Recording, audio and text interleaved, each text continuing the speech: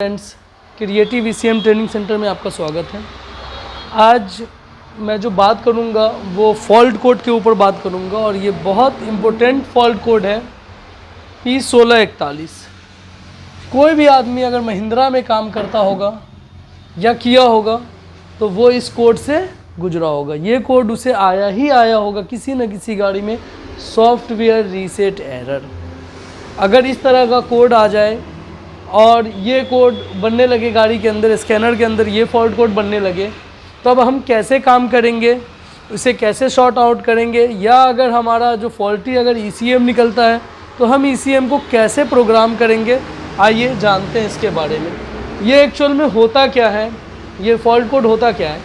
EMS ECU monitors the supply voltage and registered a DTC if the voltage is less than range। कहने का मतलब हुआ कि ये कोड आपका स्कैनर के अंदर DTC बन के तभी जनरेट होगा जब वोल्टेज ECM और ECU की वोल्टेज रेंज से कम होगी। क्या होगी? रेंज से कम होगी। इसका मतलब है कि जितना पावर सप्लाई ECU को देना चाहिए उतना पावर सप्लाई नहीं दे रहा है सारे एक्चुएटर को, तो ये प्रॉब्लम क्रिएट होगा। क्लियर समझ में आया? कैसे चेक करेंगे? सबसे पहले चेक करेंगे पावर कहाँ से जाती है, बैटरी से। तो पहला काम क्या है, बैटरी को चेक करना कि वोल्टेज कितना है। वोल्टेज कितना होना चाहिए? 11 से 14, ओके कंडीशन। क्लियर। दूसरा हम जो चेक करेंगे, check for loose EMS ECU ground connection. ECM का निगेटिव चेक करेंगे, अगर वो भी लूज होगा तो पावर ज़्यादा खींचेगा, पावर सप्लाई कम हो जाएगी। क्लियर। फिर अगला चेक करेंगे, check for short to ground in EMS ECU power supply. कहीं पावर ग्राउंड के साथ शॉर्ट तो नहीं है या कहीं स्पार्क तो नहीं कर रहा है, तो वो चेक करेंगे। उससे अगर ये ऊपर की तीनों क्राइटेरिया ओके पाई है, अगर ये तीनों चीज़ ओके हुआ, फिर भी ये कोड जनरेट हो रहा है, तो आंख बंद करके आप ECM को चेंज कर देंगे। क्लियर। ECM को चेंज करेंगे। और ECM को कैसे चेंज करेंगे? क्या चेंज करते हैं ECM में? इग्निशन को ऑफ करेंगे, इग्निशन ऑफ करेंगे। इग्निशन ऑफ करने के बाद आप क्या करेंगे? स्टेप 1 हो गया। स्टेप 2 में क्या करेंगे? Replace the ECM,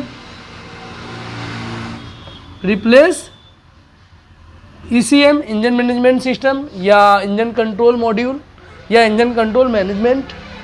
replace ECM मतलब एक ECM गाड़ी से खोल लिया, सेम कंपोनेंट का ECM लगा दिया।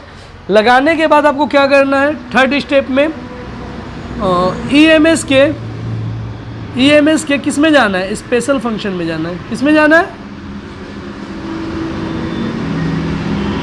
स्पेशल फंक्शन में जाओगे। स्पेशल फंक्शन में जाने के बाद वहाँ पे आपसे पूछेगा राइट विन।